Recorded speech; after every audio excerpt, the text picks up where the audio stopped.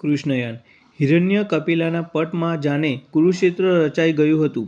એક તરફ પાંડવ સેના અને બીજી તરફ કૌરવ સેના જોતા મધ્યમાં ઉભેલા રથમાં ગાંડીવ ત્યજીને યુદ્ધ ન કરવાની દલીલ કરતો અર્જુન અને વિરાટ સ્વરૂપનું દર્શન આપતા કૃષ્ણ હજીએ જાણે અહીં જ હતા. ઘેરા ગંભીર અવાજે પાંચજન્ય ફૂંકાઈ રહ્યો હતો અને કૃષ્ણ કહી રહ્યા હતા, જેમને પોતાના સ્વરૂપનું જ્ઞાન થયું છે એ કામ ક્રોધ આદિથી રહિત છે અને જેમને ચિત્તને વશ કર્યું છે તેવાઓને સર્વત્ર નિર્વિકલ્પ સમાધિનો અનુભવ થાય છે. કૃષ્ણનો આ અવાજ જાણે અર્જુનને જ નહીં સમગ્ર વિશ્વને સંદેશ આપવા માટે ગુંજી રહ્યો હતો. જે કશાનો દ્વેષ કરતો નથી અને કશાની અપેક્ષા રાખતો નથી તેવો ઇન્દ્રિયોથી પર થયેલો મનુષ્ય અનાયાસે સંસારના સંબંધોથી મુક્ત બન્યો છે.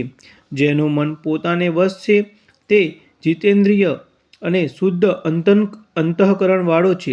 જેનો આત્મા વિસ્તરીને સર્વ પ્રણાલીઓના આત્મરૂપ બન્યો છે. જે જન્મ મરણના સંબંધથી મુક્ત છે.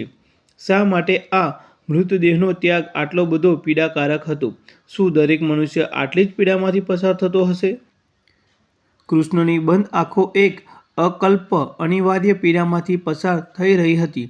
માતા દેવકીના ઉદરમાં જે અંધકાર અને શ્રાવણ માસની કૃષ્ણ પક્ષની અષ્ટમીએ અવતરણના સમયે જે પીડા કૃષ્ણને ભોગવી હતી એ પીડા અને આજની પીડા. મનુષ્ય અવતારનું સુપીડાથી શરૂ થઈને પીડામાં પૂર્ણ થતી એક યાત્રા માત્ર જ હતી.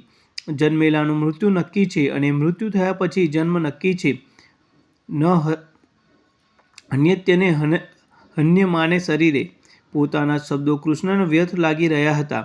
કયા સંબંધને, કઈ લાગણીઓ, કયા સંબંધોમાંથી મુક્તિ રહી શક્યા પોતે? શું સાચે જ એમનું કાર્ય પૃથ્વીલોક પર પૂરું થયું હતું? શું સાચે જ આ પૃથ્વી ભારમુક્ત હતી હવે? શું એમને હવે જવાની રજા મળી હતી?